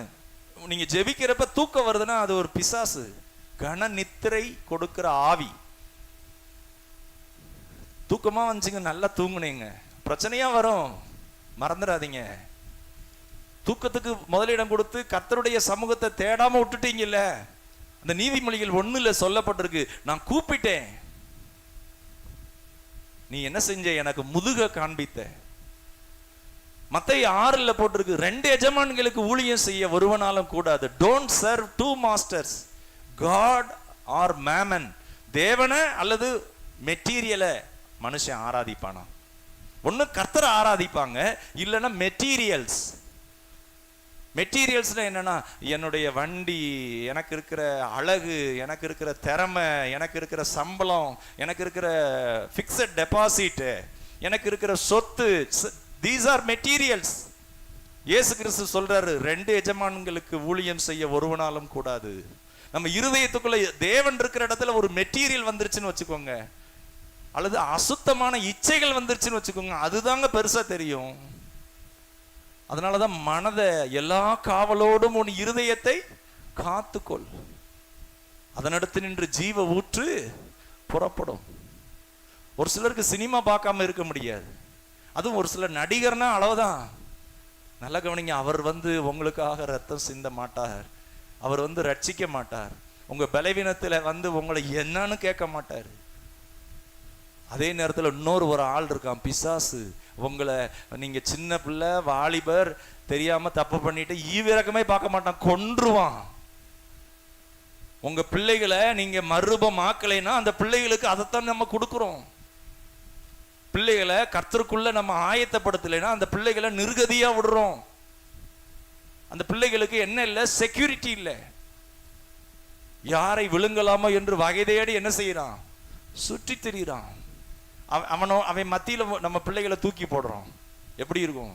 ஆனா பிள்ளைகளை ஜெபிக்கிற பிள்ளைகளா, கர்த்தருடைய பிள்ளைகளா, கர்த்தரால் போதிக்கப்பட்ட பிள்ளைகளா, வாலிபர் கர்த்தரால அபிஷேகம் பண்ணப்பட்ட ஒரு வாலிபனா? பாருங்க, தாவீதுக்குள்ள இருக்கிற அபிஷேகம் சும்மா இருக்க மாட்டேங்குது. நான் இங்கு வந்ததுக்கு முகாந்திரம் இல்லையோ, உள்ள இருக்கிற அபிஷேகம் அனல், உள்ள ஒரு அப்படியே அனல் பற்றி எரியுது. இந்த தேசத்துக்கு நான் என்ன செய்யணும், கர்த்தருக்காக என்ன செய்யணும், அந்த வாலிபனுக்குள்ள அப்படியே ஆராதிச்சு உள்ள அந்த அனல் இருக்கு. தானியேலுக்குள்ள ஒரு அனல் இருக்கு, ஆராதிக்கிற ஒரு அபிஷேகம். அந்த ராஜா கேட்கிறார், நீ ஆராதிப்பையே, அந்த தேவன் உன்னை கைவிட மாட்டார். இன்னைக்கு நம்மளை பார்த்தா என்ன சொல்லுவாங்க, நம்ம பிள்ளைகளை பார்த்தா என்ன சொல்லுவாங்க, செல்போன்லயே தியானமா இருக்கிற பிள்ளை, டிவியிலேயே மூழ்கி இருக்கிற பிள்ளை. பெரியவங்களே அப்படி இருப்பாங்க, வீட்டுல குடும்ப தலைவரே அப்படி இருந்தா எப்படி இருக்கும்? வீட்டுக்குள்ள டைரக்டா ஒரு சில காரியங்களை நம்ம தெரிந்து கொள்ளணும். அதே நேரத்துல அந்த பகுதியிலிருந்து அவர்களை வெளியே கொண்டு வர தெரியணும், நம்ம அவர்களை தப்புவிக்க தெரியணும், நம்ம அவங்களுக்கான அந்த உத்தரவாதத்தை கொடுக்கணும். அப்படி கொடுக்காத பட்சத்திலே அவர்கள் சிறைப்பட்டு போவார்கள், கொடுக்காத பட்சத்திலே அவர்கள் முடங்கி போவார்கள், கொடுக்காத பட்சத்திலே அவர்கள் வஞ்சிக்கப்பட்டு போவார்கள். ஆனா அதே நேரம் உங்களுக்குள்ள இருக்கிற அபிஷேகம், உங்களுக்குள்ள இருக்கிற ஜெபம், உங்களுக்குள்ள இருக்கிற அந்த கிருபை அவர்கள் மேல நீங்க அப்படியே கட்டவிழ்த்து விடுவீங்களானா, தாவீது சொல்றாரு பாருங்க, நான் இங்க வந்ததுக்கு முகாந்திரம் இல்லையோ. அந்த தாவீதை அபிஷேகம் பண்ணது யார் தெரியுமா? சாமுவேல் தீர்க்கதரிசி. அவர் ஜெபம் பண்றப்ப ஆவியானவர் அபிஷேகம் பண்ணிட்டார் ராஜாவாக. ஆனா உடனே நடக்கல. ஆனா உள்ள இருக்கிற அந்த அபிஷேகம் இருக்கு பாத்தீங்களா, அக்கினி இருக்கு பாத்தீங்களா, இவர் ஆண்டவரை ஆராதிச்சுக்கிட்டே இருக்கிறார். ஆண்டவர் என் மேய்ப்பர், ஆண்டவர் என் பக்கமா இருக்கிறார், இப்படியே ஆராதிக்கிறார். உள்ள இருக்கிற அந்த அபிஷேகம் அங்க போய் அந்த யுத்த களத்துல நிக்கிறாரு, கர்த்தரும் கூடயே நிக்கிறாரு. ஹல்லேலூயா. நீங்க எங்க போய் நிக்கிறீங்களோ அங்க உங்களோடு கர்த்தர் இருக்கணும். நீங்க குடும்ப தலைவியா இருக்கலாம், குடும்ப தலைவரா இருக்கலாம், நீங்க நிக்கிற இடத்துல தேவன் நிக்கணும். அப்படி ஆயத்தமாகணும். நம்ம நிக்கிற இடத்துல சாபமும் தத்தளிப்பும் துன்பமும் தொல்லையும் பிரச்சனையும் என்னைக்கோ ஒரு நாளைக்கு அப்படி கீழே விழுந்திருக்கலாம். வாழ்நாளெல்லாம் அதிலே கிடக்க கூடாதுங்க. பிள்ளைகள்கிட்ட சொல்லலாம், என்னைக்கோ ஒரு நாள் நீ தப்பு பண்ணியிருக்கலாம், எப்பொழுதும் தப்பாவே இருக்கக்கூடாது. பாவத்தின் சம்பளம் மரணம். ஆண்டவர் மன்னிப்பார், உண்மைதான். ஆனா நீ எப்பயும் பாவம் செய்யறதையே வாழ்க்கையின் நோக்கமா வச்சேனா நம்மள மாதிரி பரிதாபமான ஆள் யாருமே கிடையாது. ஆனா இயேசுவை பத்தி சொல்லப்பட்டிருக்கிறது, அநேகரை மீட்கும் பொருளாக தன் ஜீவனை கொடுக்கும்படி வந்தார். சொல்லுங்களேன், அநேகரை மீட்கும் பொருளாக. ஹல்லேலூயா. அநேகரை மீட்கும் பொருள். அந்த பாத்திரத்துக்குள்ள என்ன இருக்குன்னா, அநேகருடைய அழுகை, அநேகருடைய கண்ணீர், அநேகருடைய அந்த வேதனை, அதெல்லாம் இயேசு முன்னாடி வைக்கப்படுது. அதை பார்க்கிறாரு. ஆனா ஒரு பக்கம் அதை சந்தோஷமா, ஒரு சிலர் சொல்றாங்க, உங்க ஆண்டவருங்கிறீங்க பாருங்க, அவருக்கே ஒரு தடுமாற்றமா இருக்கு. ஸ்பர்ஜன்கிறவர் சொல்றாரு, தேவ ஊழியக்கார் சொல்றாரு, அந்த தடுமாற்றம் என்பது எதை குறிக்குதுன்னா, அவர் நம்மை போல ஒரு மனுஷனா நின்று அதை சுமக்கிறாரு. ஹல்லேலூயா. கர்த்தருடைய நாமம் மகிமைப்படுவதா. ஒரு ஆண்டவருடைய ஊழியத்துக்குன்னு வரும்போது கூட அந்த ஊழியத்திற்காக ஒருத்தவங்களை ஆயத்தப்படுத்துறாரு பாருங்க, ஏற்படுத்துறாரு பாருங்க. ஆண்டவர் சொல்றாரு, எரேமியாவை சொல்றாரு, தாயின் கருவிலே உருவாகும் முன்னே ஆயத்தப்படுத்திட்டாருங்க. தாயின் கருவிலே உருவாகும் முன்னே ஒரு பிள்ளை பிறக்க போதான், அந்த பிள்ளைய பிறக்கிறதுக்கு முன்னாடியே எப்படிப்பட்ட ஆண்டவர் பாருங்க. அடுத்து சொல்றாரு, உன் தாயின் வயிற்றிலே உன்னை பெயர் சொல்லி அழைத்து அறிந்திருக்கிறேன். கர்த்தருடைய கண்ணை பாருங்க, அவர் கண்ணு பாக்குதான். அண்ணால அழுதுகிட்டே இருக்கிறாங்க. ஆனா அவங்க வீட்டுக்காரரு கொஞ்சம் ஆறுதல் படுத்துறாரு. அந்த ஆறுதல் அல்ல, அப்படி விசாரிக்கணும், நான் உன்னோட இருக்கிறேன் இல்லை, எதுக்கு நீ அழுகிற, அதெல்லாம் தைரியப்படுத்தணும், ஒருத்தவங்களை என்கரேஜ் பண்ணணும். ஆனா அவங்களுக்கு தெரியுது, கர்த்தர் நம்மளை ஆசீர்வதிச்சார்னா யாரும் ஆறுதல் படுத்த தேவையில்லை. கர்த்தர் விடுதலை ஆக்கினா அது நிரந்தர விடுதலை. அவங்க எங்க போறாங்கன்னா, இந்த ஆறுதலுக்கும் மேலான ஒரு ஆறுதல் என் ஆண்டவரிடத்துல இருக்கு, அங்க போறாங்க.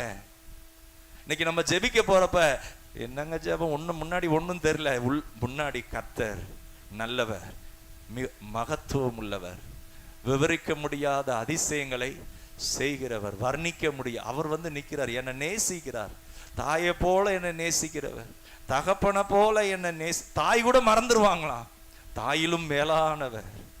ஹல்லேலூயா. நண்பனை போல அப்படி தியாகம் பண்றவராம். உண்மையான நண்பன் தியாகம் பண்ணுவான், ஏதாவது கொடுத்து நம்மளை காப்பாத்துவான். இயேசு கிறிஸ்து அப்படிப்பட்டவர். அந்த பாத்திரத்துல அதெல்லாம் இருக்கு. ஆண்டவருடைய நாமம் மகிமைப்படுவதாக. சங்கீதம் 75 சொல்லப்பட்டிருக்கு அந்த பாத்திரத்தை குறித்து. ஸ்தோத்திரம்.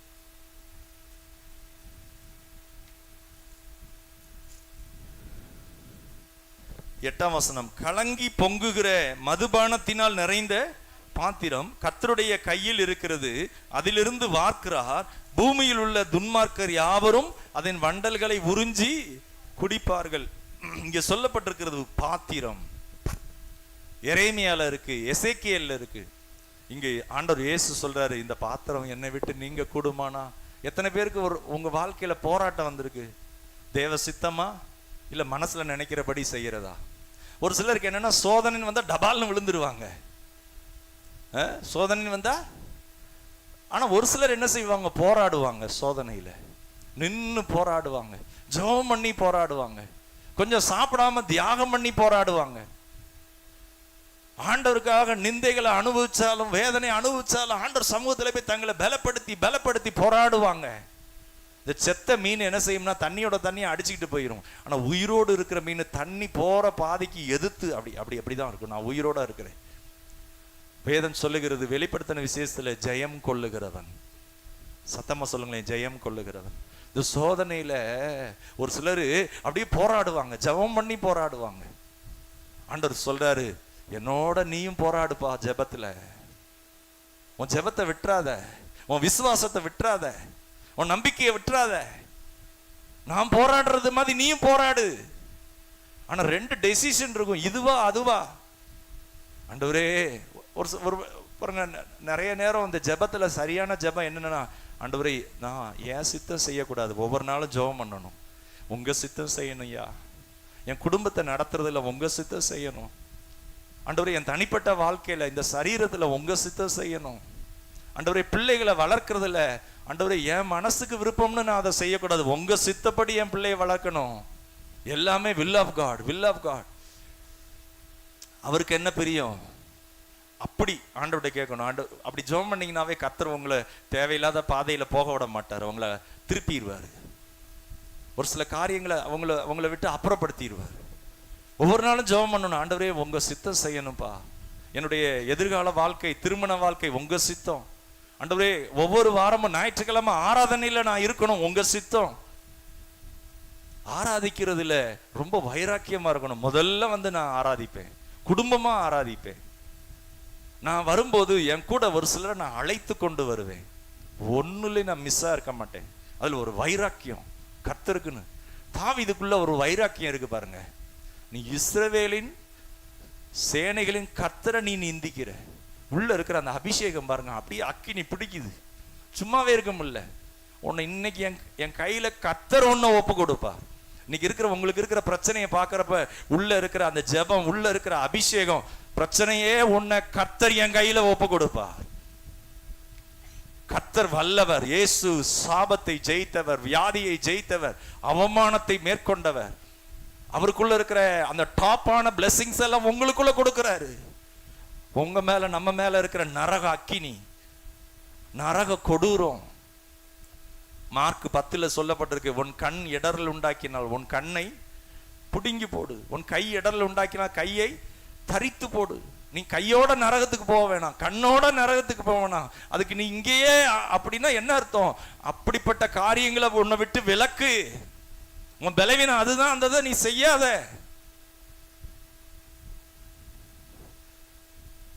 ஆண்டவருடைய நாமத்திற்கு மகிமையுண்டாவதாக. பாருங்க, நிறைய நேரம் ஒரு சிலருக்கு தூக்கமே வராது. அதிகமான கவலை, அதிகமான ஒர்க் ப்ரெஷர், படுத்த தூக்கம் வராது.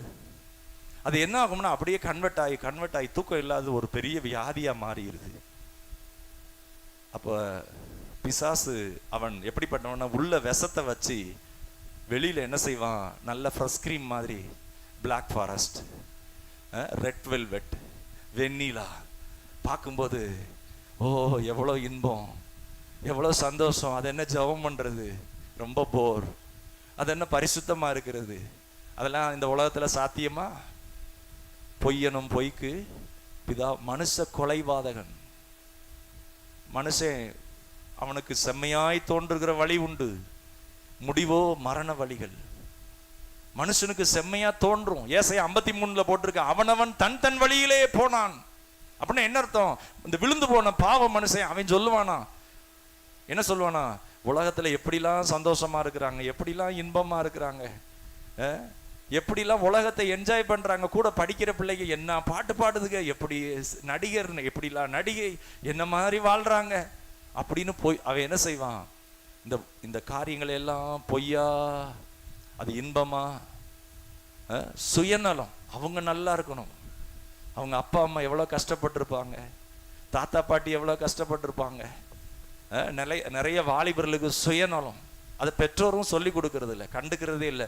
பிள்ளைகளோட உட்காந்து அந்த காரியங்களை கண்டிக்க வேண்டும், டிசிப்ளின் பண்ணணும், ஒரு ஒழுங்கு பண்ணணும்.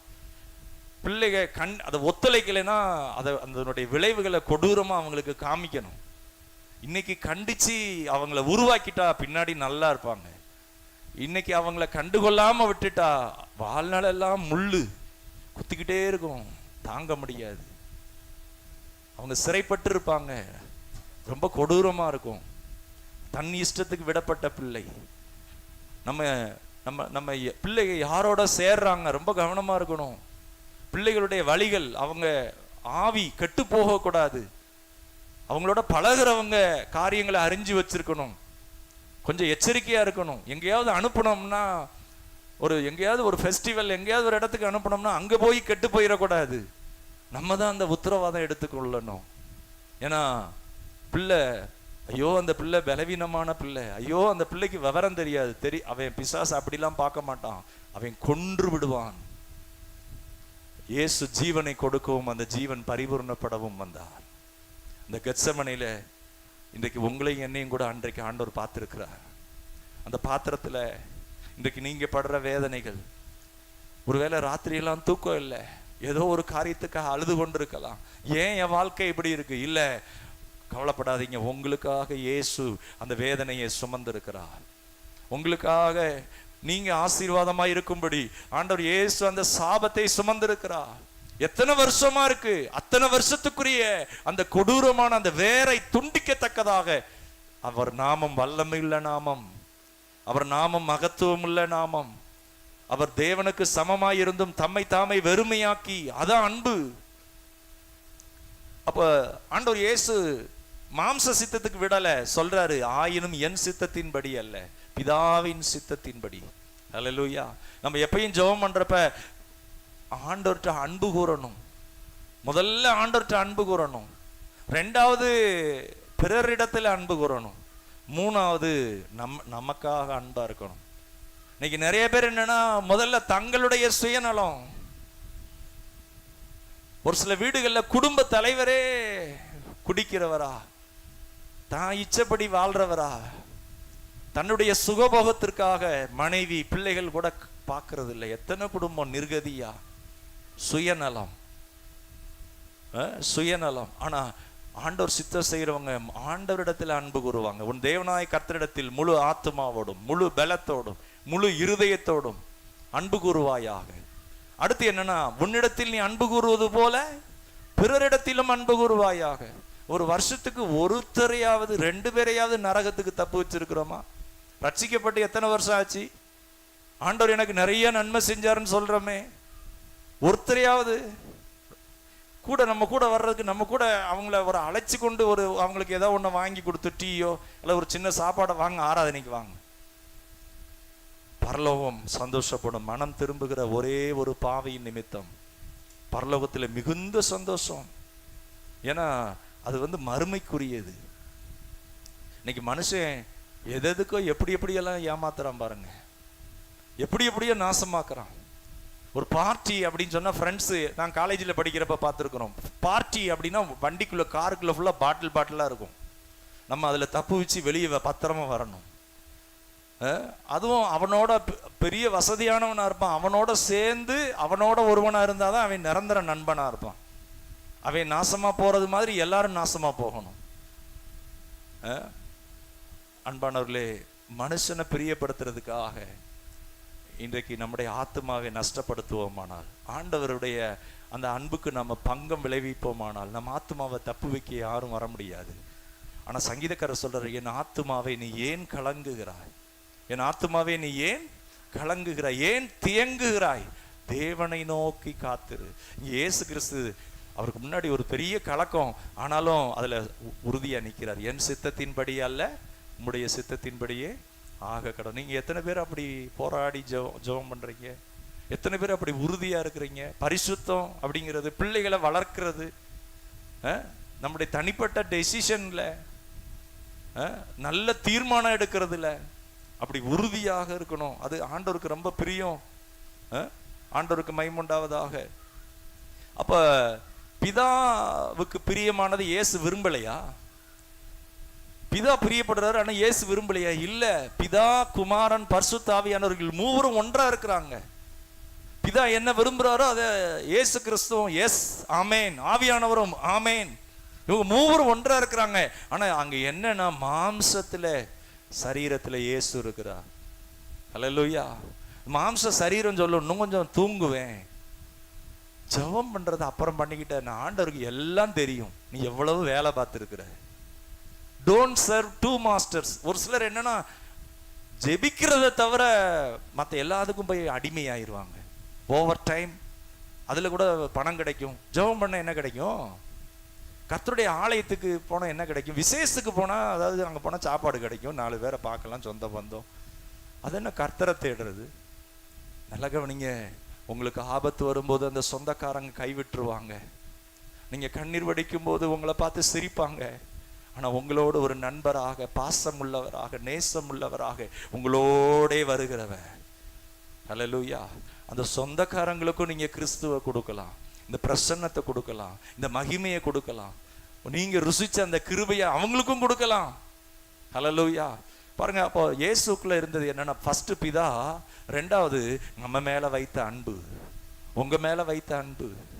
ஐயோ எனக்கு உதவி செய்ய ஒருவரும் இல்லையே அப்படின்னு கூப்பிடுறீங்க பாத்தீங்களா, அந்த நேரம் உங்களை விடுவிப்பதற்காக இயேசு அன்றைக்கு அந்த கெத்செமனையில அந்த அனுபவத்துக்குள்ளே கடந்து வர்றா.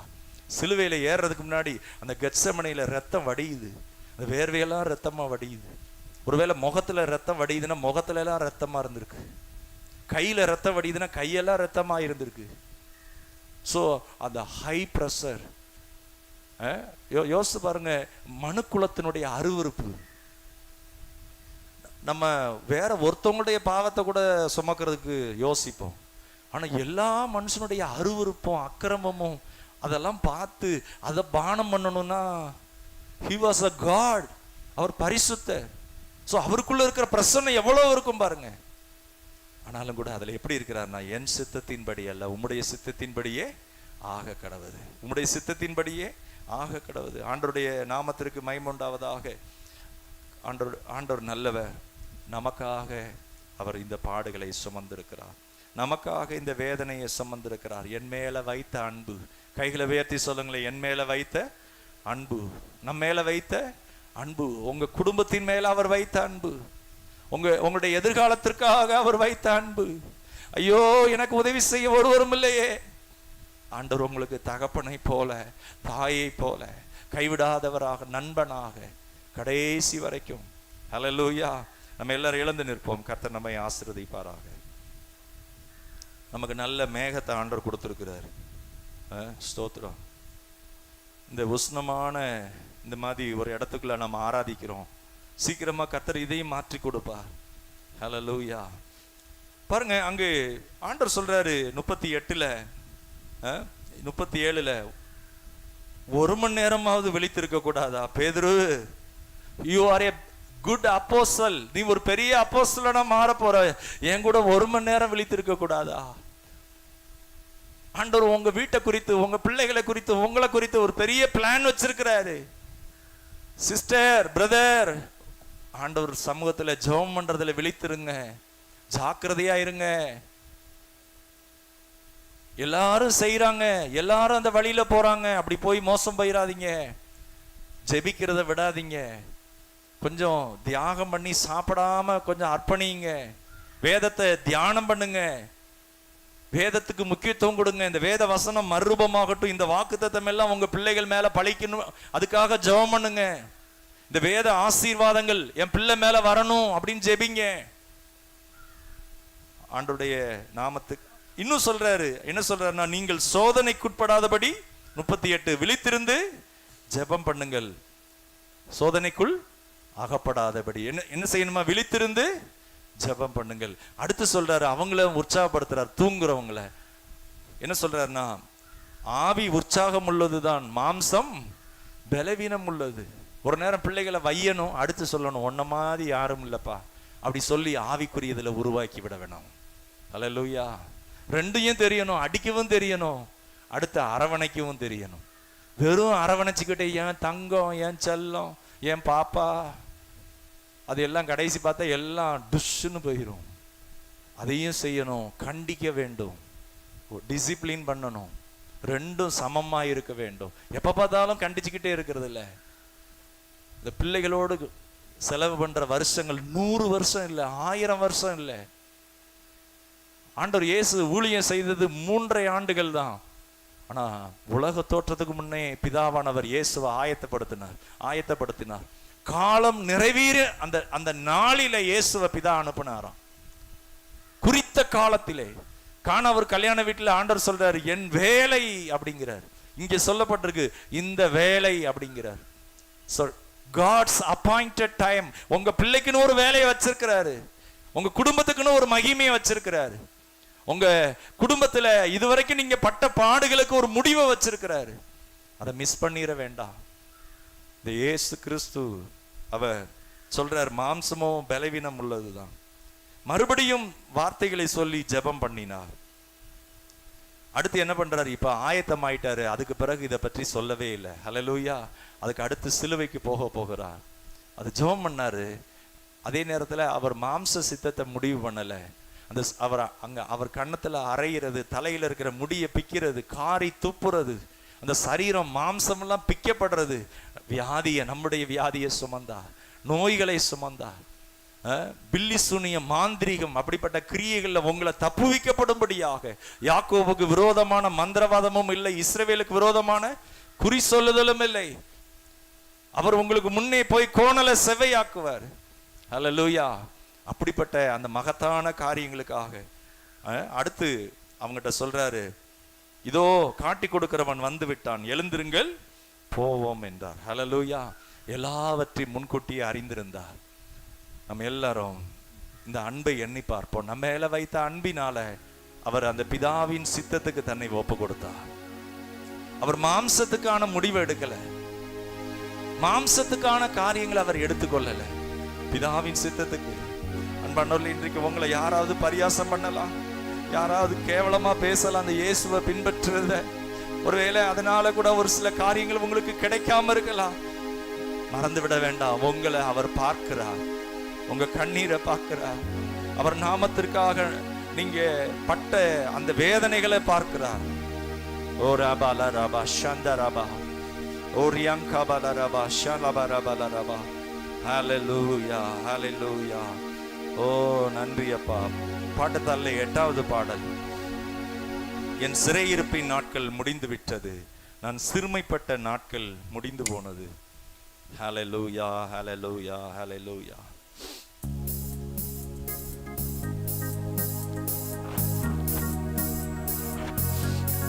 எல்லாரும் கரங்களை தட்டி உற்சாகமாய் பாடலாம்.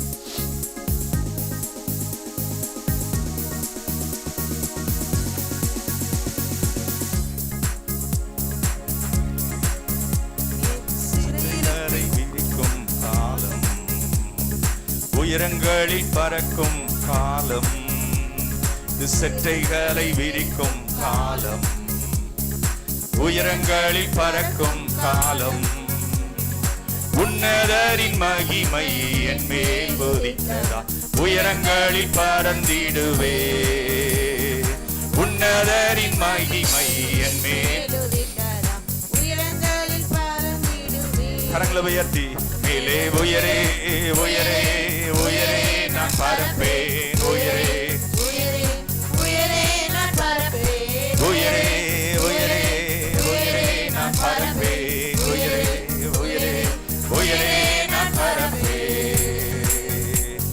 சிறையிருப்பின் நாட்கள் முடிந்து விட்டது, சிறுமைப்பட்ட நாட்கள் முடிந்து போனது, என் சிறையிருப்பின் நாட்கள் முடிந்து விட்டது, சிறுமைப்பட்ட நாட்கள் முடிந்து போனது, உன்னதரின் மகிமை என் மேல் உதித்ததா, சிறகடித்து பறந்திடுவே, உன்னதரின் மகிமை மகிமை என் மேல் உதித்ததா, சிறகடித்து பறந்திடுவே, உயரே உயரே உயரே நான் பறப்பேன், உயரே உயரே உயரே நான் பறப்பேன், உயரே உயரே நான் பறப்பேன், உயரே உயரே உயரே நான் பறப்பேன்.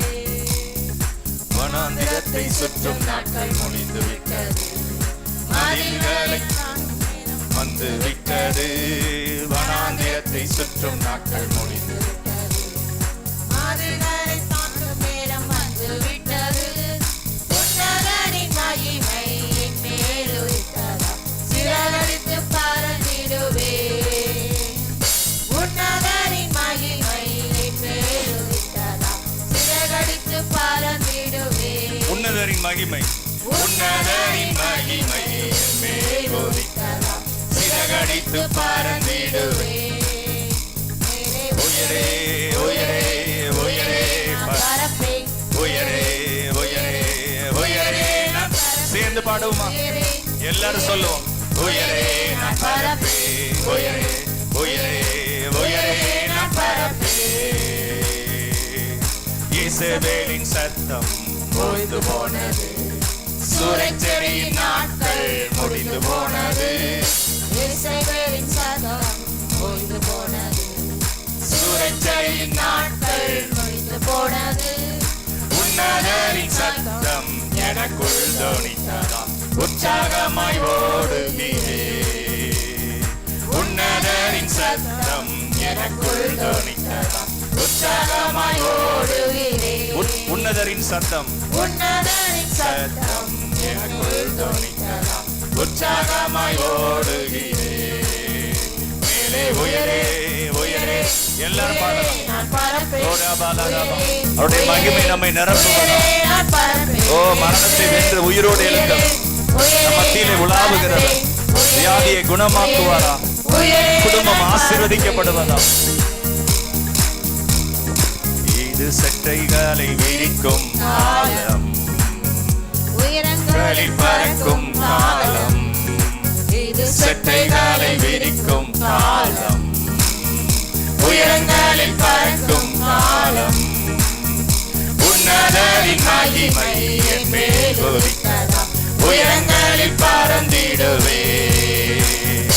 உன்னதரின் மகிமை என் மேல் உதித்ததாம், உயரங்களில் பறந்திடுவே. உன்னதரின் மகிமை, உன்னதரின் மகிமை என் மேல் உதித்ததாம், உயரங்களில் பறந்திடுவே. கர்த்தரின் மகிமை, கர்த்தரின் மகிமை என் மேல் உதித்ததாம், உயரங்களில் பறந்திடுவே. மேலே உயரே உயரே உயரே நான் பறப்பேன், உயரே உயரே உயரே நான் பறப்பேன். ஷபலரபதரப ஷிபலரப கத்யரமனரப உயரே நான் பறப்பேன். என் சிறையிருப்பின் நாட்கள் முடிந்து போனது, நான் சிறுமைப்பட்ட நாட்கள் முடிந்து போனது. என் சிறையிருப்பின் நாட்கள் முடிந்து விட்டது, நான் சிறுமைப்பட்ட நாட்கள் முடிந்து போனது. உன்னதரின் மகிமை என் மேல் உதித்ததாம், சிறகடித்து பறந்திடுவே. உன்னதரின் மகிமை, உன்னதரின்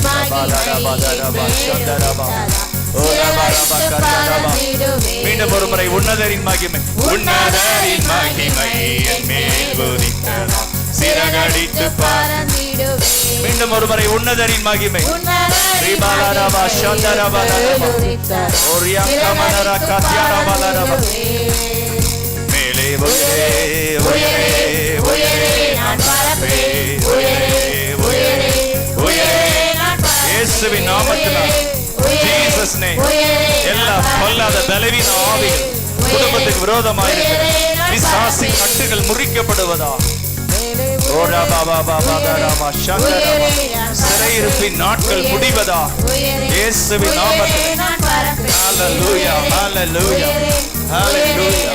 ரிபாலரபா ஷண்டரபலரபா ஓரிகபலரபா கதரபலரபா ஓரியங்கமனர கத்யரபலரபலரபா.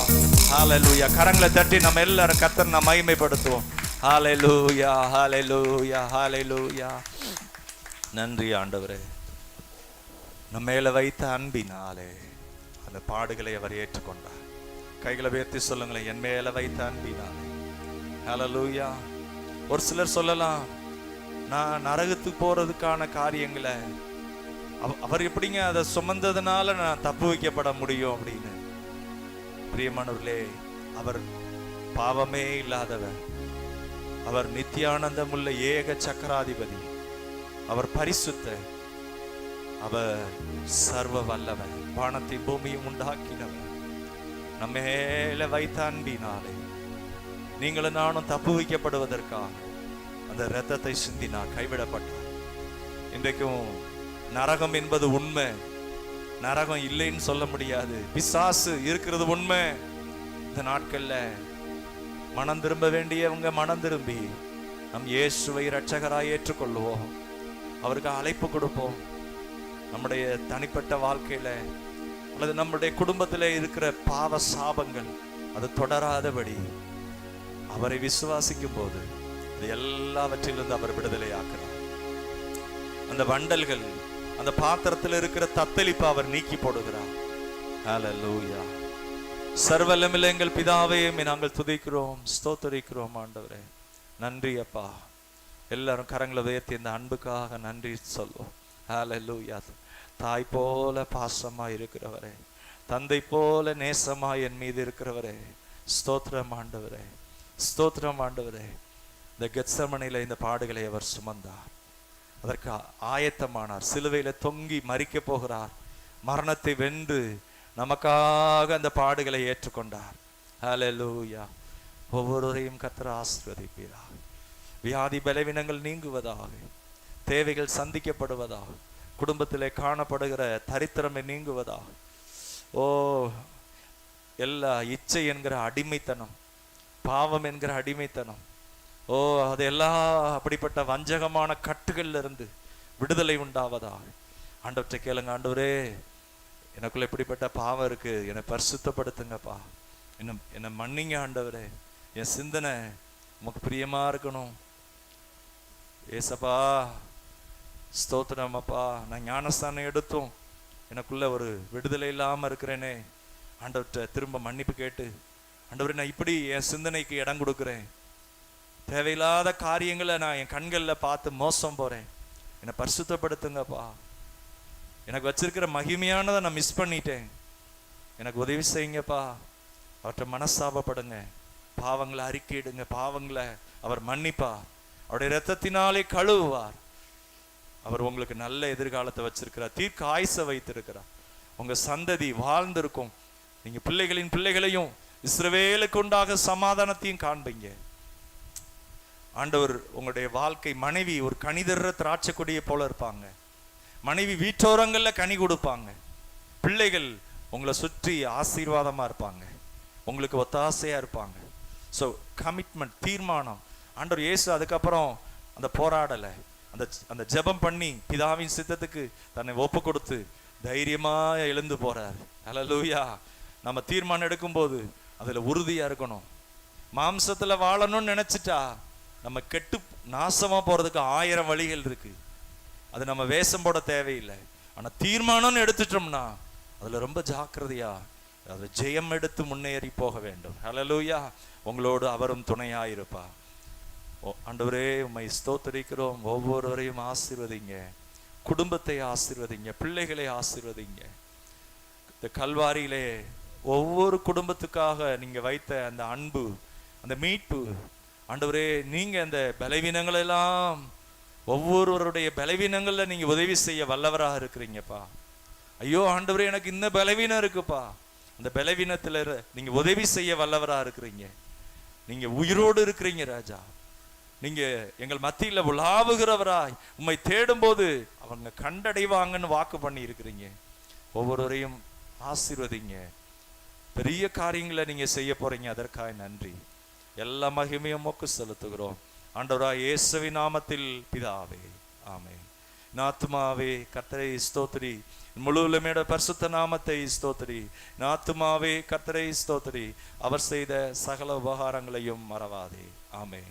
நம்முடைய கர்த்தராகிய இயேசு கிறிஸ்துவின் கிருபையும் பிதாவாகிய தேவனுடைய அன்பும் பரிசுத்த ஆவியானுடைய அன்யோன்ய ஐக்கியமும் வழிநடத்தலும் சமாதானமும் ஆறுதலும் நம் அனைவரோடும் இன்றும் என்றும் சதா காலம் இருப்பதாக. ஆமென். அல்லேலூயா.